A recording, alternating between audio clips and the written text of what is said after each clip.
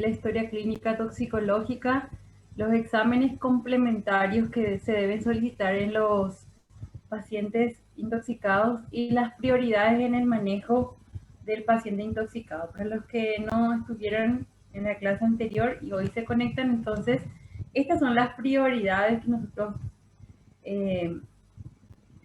llevamos a cabo cuando tenemos enfrente a un paciente intoxicado. Se trata de la atención prehospitalaria, el manejo y soporte del paciente en el área prehospitalaria. En segundo lugar, evitar mayor contacto o prevenir o disminuir la absorción de la sustancia, aumentar la eliminación y emplear el antídoto adecuado. Hasta en cuarto lugar, y las medidas no específicas. ¿Sí? Entonces, en primer lugar, valorar los signos vitales, soporte y reanimación si fuera necesario, ABCDE de trauma, si es que tenemos un paciente que está con obstrucción de las vías aéreas, tener en cuenta que el tiempo, no tenemos que perder el tiempo buscando el agente que está causando y eso nos retrase en las medidas de reanimación del paciente. En el área prehospitalaria, entonces, ¿qué hacer? Evitar mayor contacto de la absorción. Si fuera necesario evitar el RCP, les había pedido que busquen hacer el curso de RCP, si pueden, en grupo. Les va a ayudar muchísimo, ¿sí? Y sobre todo, pedir ayuda siempre. Bueno, después, según la absorción, entonces, tóxicos por vía oral, tóxicos por vía tópica, ¿qué hacer en estos casos? ¿Sí?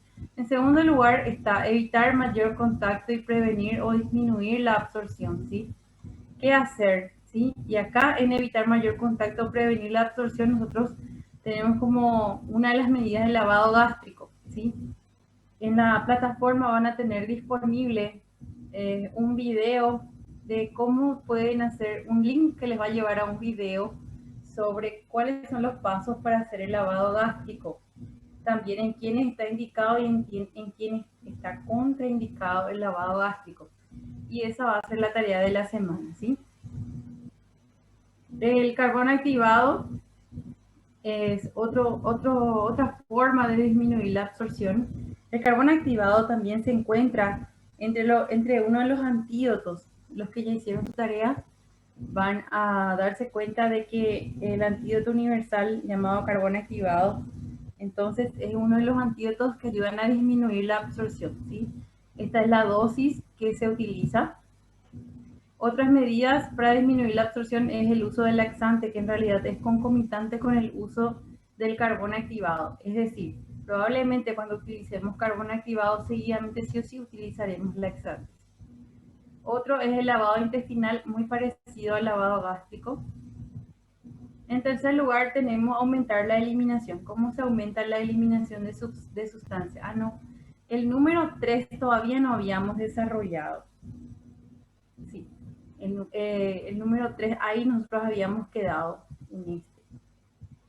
Muy bien, continuamos entonces en aumentar la eliminación. Es decir, si el tóxico ya pasó por la absorción en el número 2, nosotros lo que ahora tenemos que hacer en el paciente que llegó al estadio número 3 es tratar de que esa sustancia que fue absorbida sea rápidamente eliminada, ¿sí?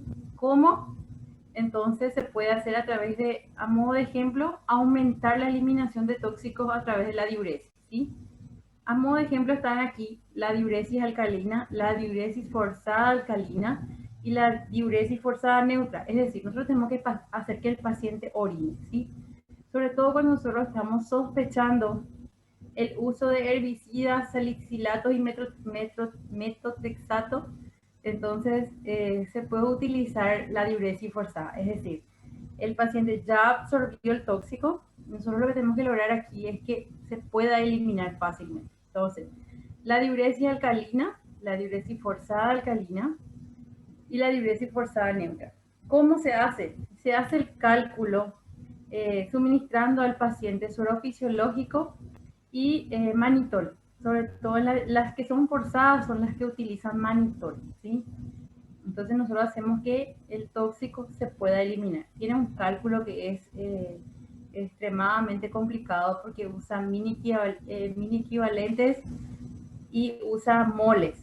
seguramente se van a acordar que en el CPI habíamos hecho algunos cálculos con moles, molares, entonces esas son las formas de cálculo, ¿sí? Muy poco se usa, generalmente cuando el paciente está complicado, está intoxicado, se hacen los cálculos para utilizar la diuresis forzada, ¿sí? Otra forma de eliminar los tóxicos que ya habían sido absorbidos es a través de la hemodiálisis, ¿sí? Cuando hay una intoxicación por metanol, salicilatos, fenobarbital, se puede utilizar la hemodiálisis para ayudar a eliminar el tóxico, ¿sí? Hemoperfusión y plasmaféresis también son otras formas de eliminar el tóxico, ¿sí? Plasmaféresis, muy poco uso. Si es que se logra saber que el tóxico involucrado es la dioxina, entonces si el paciente sabemos que se intoxicó con medicamentos como la tiroxina o la dioxina, se puede utilizar plasmaféresis, ¿sí? Y la hemoperfusión, que es como pasarle plasma al paciente, ¿sí?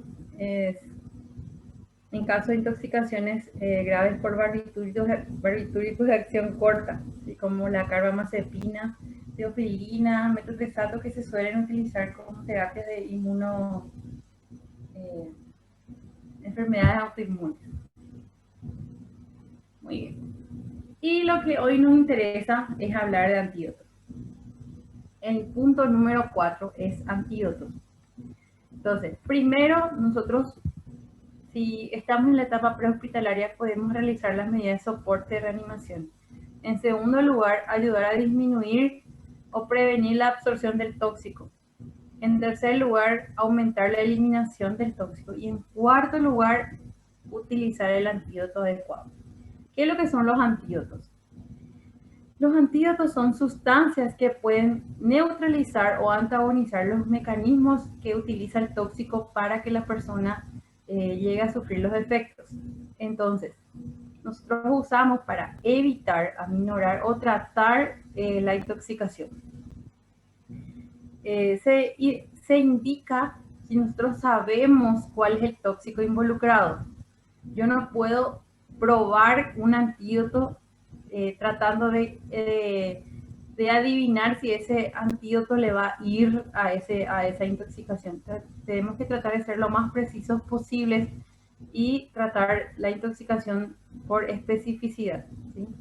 Y valorar el riesgo-beneficio. Yo no puedo administrarle a un paciente un antídoto que a la larga yo puedo ver los resultados van a ser peores, ¿sí?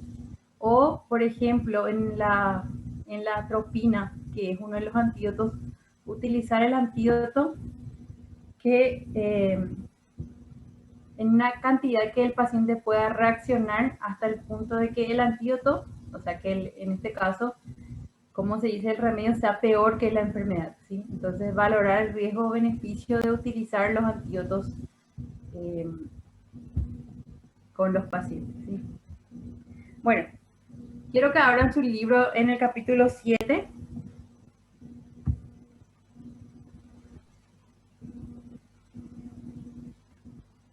Marcelo, ¿tenés tu libro? Ahora voy a abrir el PDF, doctora. Es que tengo en digital el libro. Bueno. Ángel Burgos. Estoy abriendo, doctora. Bien.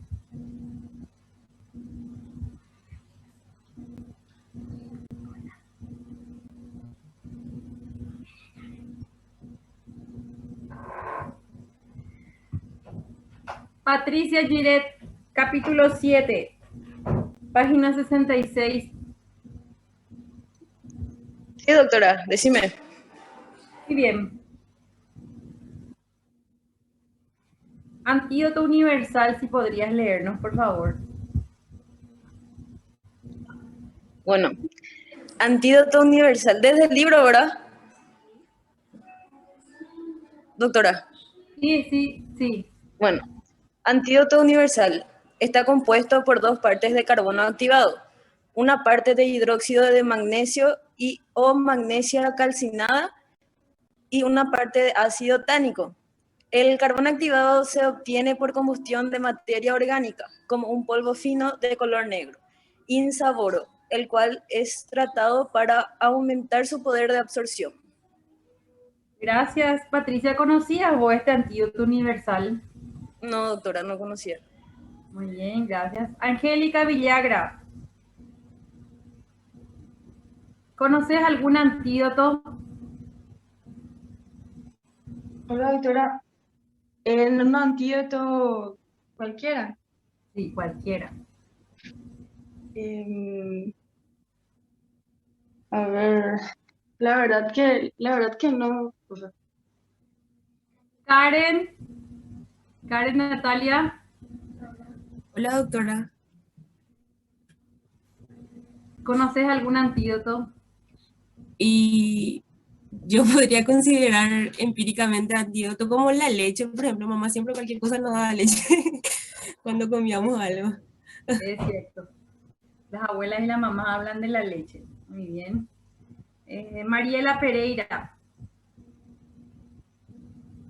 ¿conoces algún antídoto? Buenas tardes, doctora. No, Igor, ¿algún antídoto conocido? Josué, ¿alguien conoce algún antídoto? Buenas tardes, profe. La N-acetilcisteína, si no me equivoco, para la intoxicación por paracetamol. Sí, muy bien. Roberto Vera, ¿conoces algún antídoto? Hola, doctora. Un antiofídico puede ser también. Muy bien, Roberto. Así mismo, también es un antídoto. Ok, para clasificar y conocer y que nos sea más fácil aprender sobre antídotos, podemos clasificar estos antídotos según su mecanismo de acción. Es decir, clasificar de la manera en que estos antídotos actúan sobre los mecanismos de intoxicación, ¿sí? Y aquí tenemos algunos mecanismos que son los mecanismos físicos, químicos, los inmunológicos, los enzimáticos, los competidores del receptor y los supletorios de carencia. En realidad, esta es la tarea de ustedes que tendrían que haber alzado la plataforma. En realidad hubiera sido hoy el límite, pero había ampliado un poquito más porque están con mucha sobrecarga, quedó hasta el sábado, ¿sí? Pero la idea es que ustedes tengan oportunidad de leer antes de dar la clase, o en todo caso que les ayude a entender un poquito ya antes de dar Doctora, la clase. Dime. yo te quiero preguntar algo. Voy a hacer cara dura legalmente porque sé que el delegado ya te preguntó. Pero en serio, ¿no existe una mínima posibilidad de pasar por lo menos para el domingo al mediodía la entrega? ¿Qué es lo que ocurre el sábado, Patricia? Te voy a contar, mi caso por lo menos te voy a contar para que, no sé el caso de los compañeros, pero mi caso al menos. Yo tengo que cumplir guardia esta madrugada y ahora, por ejemplo, después de tu clase ya me voy a acostar a dormir para poder aguantar toda la madrugada. Y mañana también tenemos un examen a la mañana. Y a la mañana el examen apenas lo voy a hacer porque no voy a dormir después de mi guardia. Y después del examen me sentaría a hacer todo el resumen recién. Y clase de creo urología también de mala tarde. y también. Mañana a la tarde Por tienen. eso. Tenemos entrega también, doctora. De urología. Okay. Y por Tenemos eso, entrega de gineco. si es que se puede nomás, si es que podés tener un poquito de amorcito por nosotros. Que sé que tenés, doctora, obviamente. ¿Qué? Que sé que tenés amor por nosotros y comprendes tan bien esta situación que vas a decir, pobrecitos, hasta el domingo de tarde vamos a estar. Pobrecita Patricia. Les voy a explicar. Sí, yo les comprendo porque yo pasé exactamente por lo mismo. Y era todo encimado y no tenés tiempo para dormir y te crecen las ojeras, canas verdes, canas rojas. ¿Por qué es sábado y por qué no es domingo? Primero porque el domingo es el día de la familia por lo menos con la familia tienen que estar el domingo. Seguramente no van a tenerlo tiempo, a lo mejor tienen que leer o tienen entrega o lo que sea, pero por lo menos de toxicología no quiero que tengan una excusa para no estar con su familia el domingo o quien con ustedes esté. En todo caso, sí puedo aumentar, pero hasta las 10 de la mañana como máximo. Y ahí ya cierro y ustedes ya se quedan con su familia a compartir, ¿verdad? Eso es lo Acepto tu máximo oferta. que puedo hacer. Acepto Mi tu mamá va a oferta, hacer doctora. conmigo, profe. Listo, súper. Para eso están las mamás, apoyan, aunque sea pasan tereré, los hermanos tienen que estar para eso, ¿sí? Recuerden que ustedes van a ser los médicos de su familia dentro de 2 años, así que en algo después le tienen que ustedes retribuir que ustedes estudiaron y que ustedes después le van a medicar a su familia. Si es que la familia de ustedes consulta con ustedes, porque por ejemplo mi esposo hasta ahora no consulta conmigo. Bueno, listo. La siguiente Gracias, doctora. tarea va a tener límite jueves, así que vayan un poquito ya programando cómo va a ser los trabajos de ustedes. Todos los límites van a ser jueves, solo estos dos yo aumenté hasta sábado porque habíamos encimado todo y ustedes también estaban todos sobrecargados, pero en realidad el límite tiene que ser jueves para que ustedes sí o sí puedan leer por lo menos algo antes de la clase. ¿Está bien?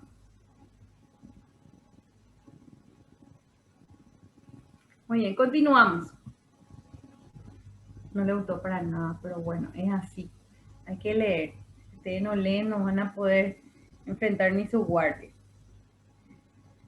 Listo, ok. Bueno, entonces, entre los antídotos de mecanismo de absorción, aquí en el mecanismo de absorción lo que ocurre es que la sustancia se adhiere al tóxico y puede ser eliminado. Es decir, esta sustancia absorbe el tóxico y puede ser eliminado a través del mecanismo de absorción, ¿sí? Entre los más conocidos está el carbón activado que habíamos visto, que es uno de los mecanismos de prevención de la absorción, ¿sí? En la parte de mecanismo de prevención de la absorción, entonces lo que ocurre es que el carbón activado se prepara, se le da al paciente y el carbón activado entra al cuerpo, se une al compuesto y ahí él puede ser eliminado, ¿sí? Absorbe el tóxico. Muy bien. ¿Cómo es el carbón activado? En la página 67 tenemos cómo es la historia de cómo se produjo el descubrimiento del carbón activado como un antídoto, ¿sí? Está aquí en 1791, cuenta un poquito de qué es lo que es el carbón activado. Y otra forma de tener un mecanismo de absorción a través de un antídoto es el uso del ripio de café, o también conocido como tierra de café o ripio de café, ¿sí? Aquí yo les traje un ejemplo. Seguro que ustedes todos conocen el café de filtro, todos consumimos. Borra de café o ripio de café o tierra de café. ¿Se ve ahí en la imagen? Sí, doctora. Sí se ve. Bien, esto es lo que queda en el filtro, ¿sí? Esto es tierra de café.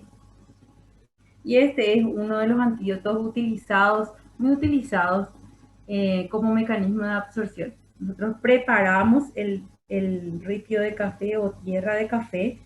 En la página 68 explica un poquito. Y nosotros le damos al paciente disuelto en agua y hace que la sustancia se una al tóxico y pueda ser eliminado como mecanismo de absorción, ¿sí?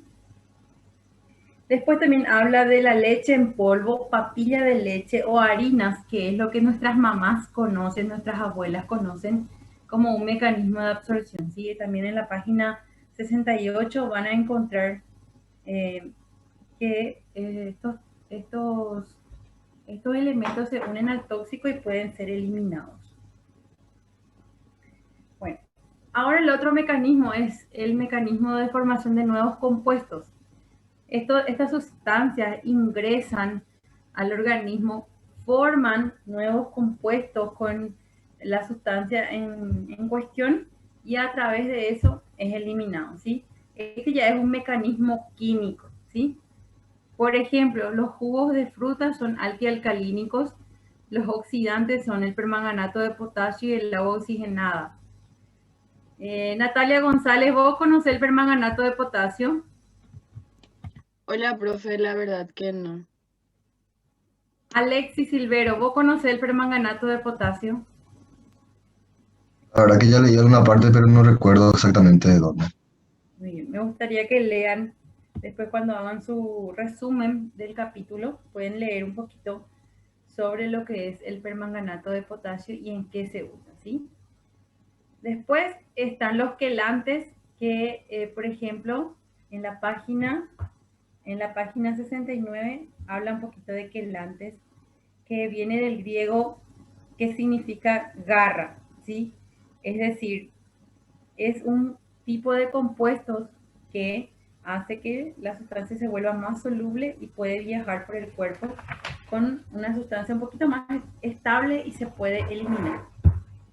Muy bien, el mecanismo inmunológico a través de antígeno-anticuerpo, había mencionado el compañero, por ejemplo, el suero antiofídico, ¿sí?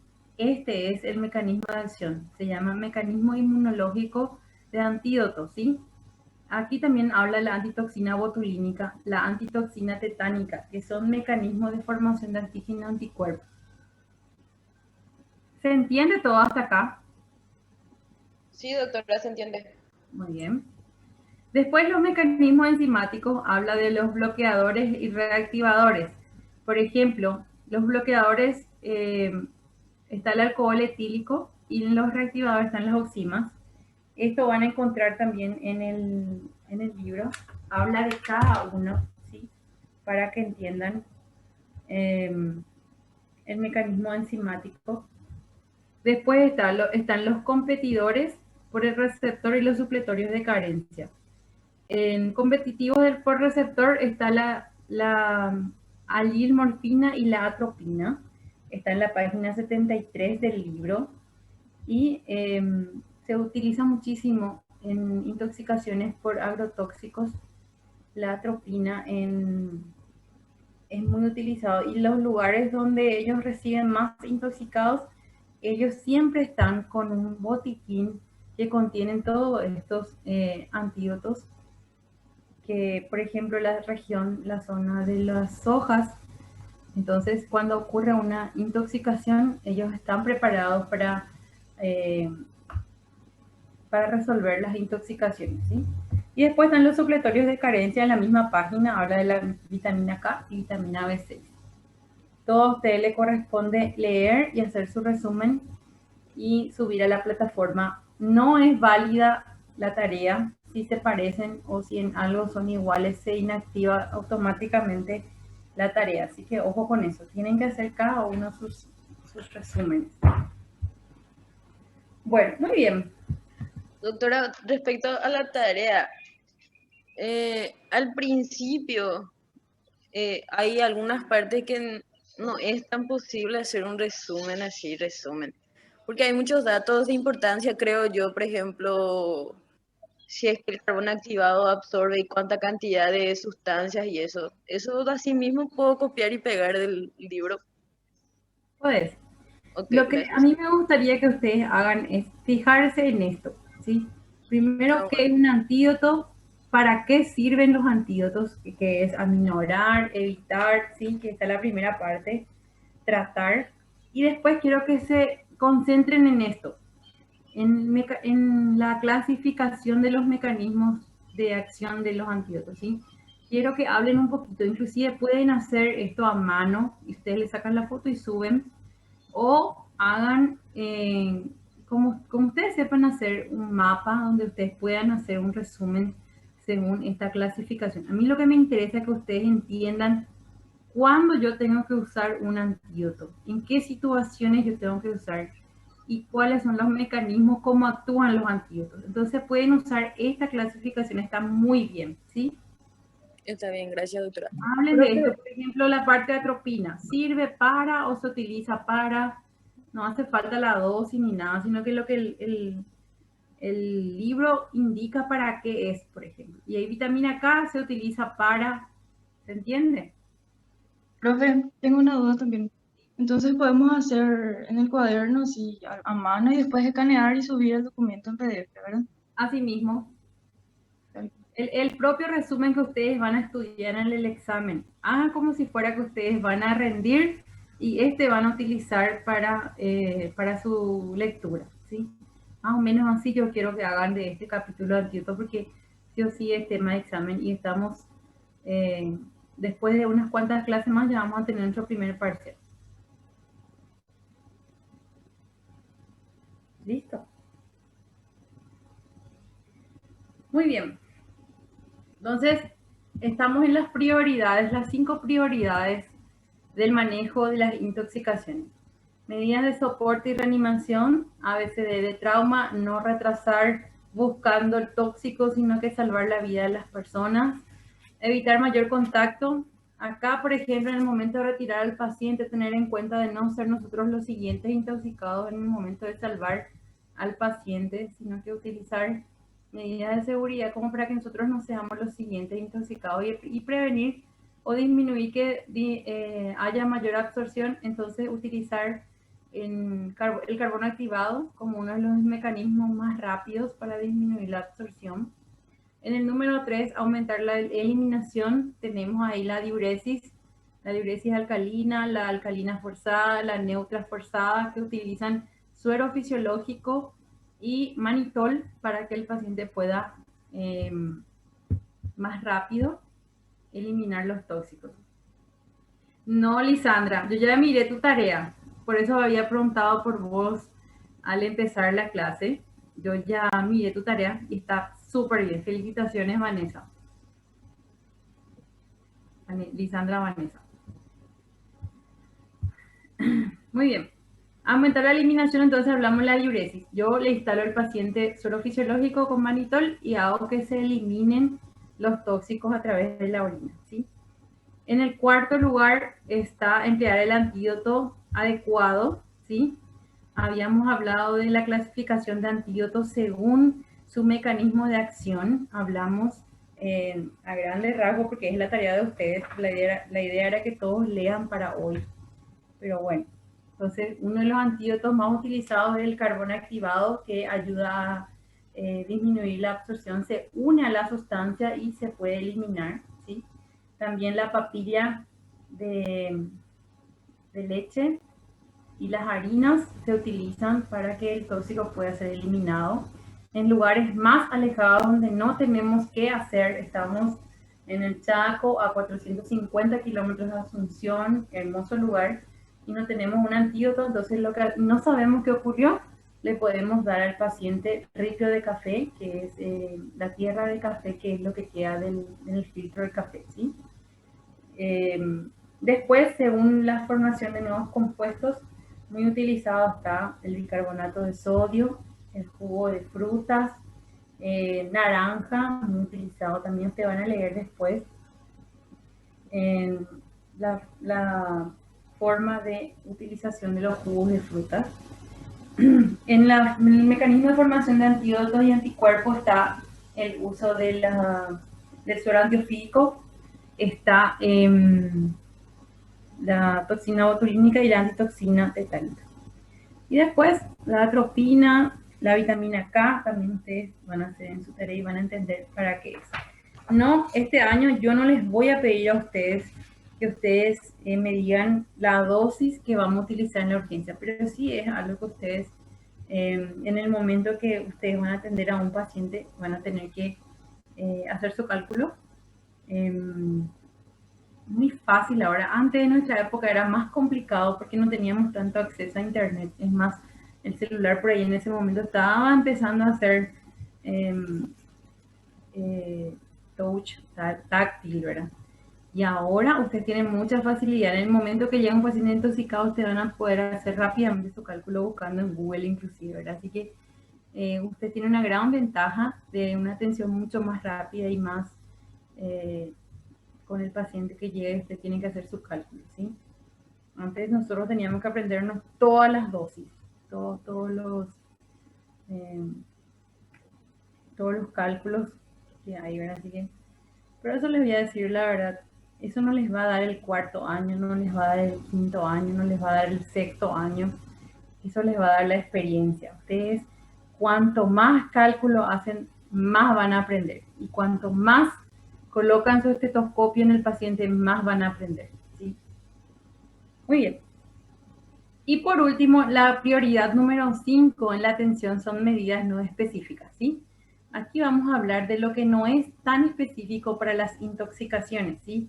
Es decir, nosotros ya pasamos por todo, pasamos por soporte, el 2, el 3, el cuarto, el antídoto, y ahora nos vamos al quinto.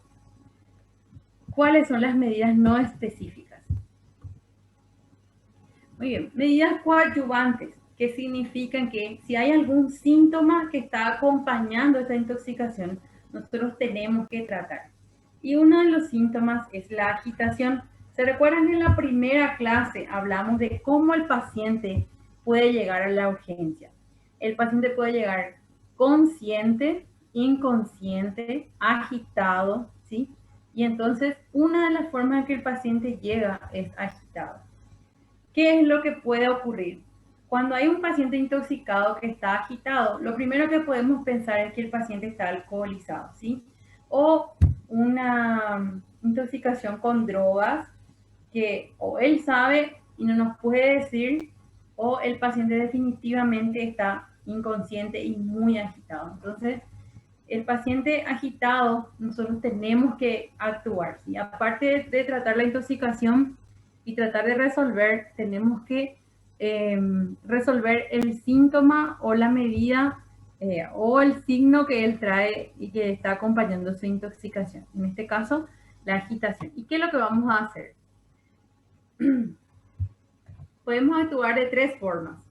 Dependiendo del caso, podemos actuar con fármacos, podemos suprimir los estímulos que están alterando al paciente y por último tenemos que evitar que el paciente o lesione al personal de blanco o se lesione a sí mismo, ¿sí? Si fuera necesario, nosotros podemos inclusive contenerle mecánicamente, ¿sí?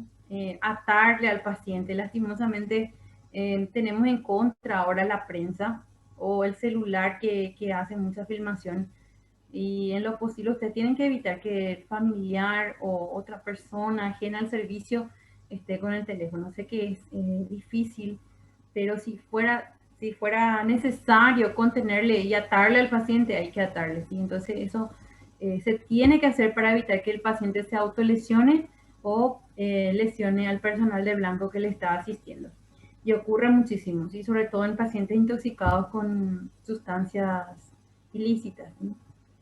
Muy bien, entonces vamos a usar fármacos. Vamos a usar diazepam y podemos usar haloperidol. De todos, el haloperidol es el de elección, pero si no tenemos diazepam, es la que más tenemos en el servicio, ¿sí? Al entrar en la guardia, ustedes tienen que buscar y tienen que organizar su botiquín farmacológico y buscar que esté ahí un diazepam en la guardia. Ustedes no pueden estar en la guardia sin tener su botiquín armado y sobre todo sí o sí tiene que tener un diazepam a mano, ¿sí? Muy bien. Otra medida no específica es tratar el síntoma del dolor, ¿sí? Generalmente el cólico en una intoxicación de origen alimentario es muy intenso, el dolor es muy intenso.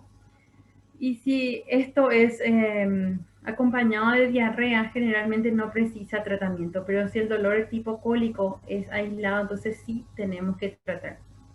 El dolor del intoxicado con cáustico es generalmente grave, ¿sí? Aquí tenemos desprendimiento de mucosa cuando hay un cáustico ingerido por vía oral. Entonces hay desprendimiento de mucosa, mucho sangrado, mucho dolor, y algunas veces está comprometido también parte de las faringes y el esófago y el dolor es muy intenso. Entonces tenemos que tratar el dolor de la intoxicación con cáustico, eso tener en cuenta. Entonces, ¿qué nos va a orientar que hay una intoxicación con cáusticos?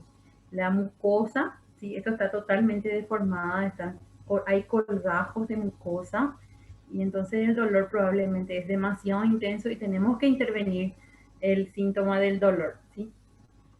Y como les mencioné, si hay una perforación digestiva, aumentamos y ya nos vamos hacia los opiáceos. No dudar en pasarle un poquito de morfina al paciente que llega grave con una intoxicación por cáusticos. Muy bien, vómitos y diarrea. Tenemos que tratar, no tenemos que tratar, dejar nomás que se vaya con el tóxico, ¿verdad? Si es que el vómito aparece demasiado rápido después de la ingestión, entonces yo no tengo nada que hacer ahí, dejar que el paciente vomite, ¿sí? Y no administrar un antiemético. Pero sí administrar un antiemético cuando aquí ya hay comprometimiento del paciente. Por ejemplo, el paciente está inconsciente y está vomitando, yo no puedo dejar que haya una broncoaspiración, ¿sí?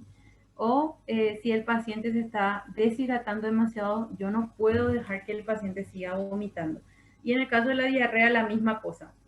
Yo no tengo que tratar si yo me doy cuenta de que eso es inmediato, pero si es que es demasiado prolongada su diarrea, yo tengo que tratar porque yo estoy viendo que el paciente se está deshidratando. Entonces, ¿qué hago? Reposición de líquidos, ¿sí? Reponer volemia, reponer electrolitos, sí o sí. Luego recuerdan que nosotros le pedimos laboratorio a la entrada del paciente. Entonces, si yo veo que esto está empeorando, veo que sus electrolitos están fuera de rango, entonces yo tengo que hidratar a ese paciente. No exactamente cortar la diarrea, porque eso yo no puedo hacer, pero sí tengo que tratar las consecuencias de esta diarrea, que son la reposición de la volemia, ¿sí? ¿Se entiende? Otra de las medidas no específicas es la valoración psiquiátrica. Sobre todo si es que yo estoy viendo que aquí hubo una intoxicación voluntaria, ¿sí? Si yo me doy cuenta que hubo una intoxicación voluntaria, que esto es como un intento de suicidio, entonces yo tengo que pedir una ayuda psiquiátrica dentro del momento de que el paciente está siendo atendido ahí en la urgencia, ¿sí? Tratar de que ese paciente no salga sin una valoración psiquiátrica, ¿sí? Tratar de que venga el psiquiatra, si es de noche, dejarle al paciente hasta que un psiquiatra pueda verle, ¿sí? Y sobre todo pensar un poquito si es que esto es un riesgo de suicidio. Pensar de que si yo le mando al paciente, va a volver en la siguiente guardia y que esto puede tener una recidiva hasta que yo no tengo una interconsulta con un psiquiatra. Se va a volver a repetir, se va a volver a intoxicar, va a hacer algo porque esto es un intento de suicidio. ¿Ustedes están dando psiquiatría ahora, Alexis? No, todavía no, doctora. ¿Pero este año o el próximo año? No, el próximo. El próximo. Sí. Quinto. Bien. Y los aspectos médicos legales, ¿sí? Digámosle que esto no es como una medida no específica, pero es algo para abrir los ojos y tener en cuenta. Medicina legal, ¿cuándo tienen, Alexis? ¿Este año o en el quinto?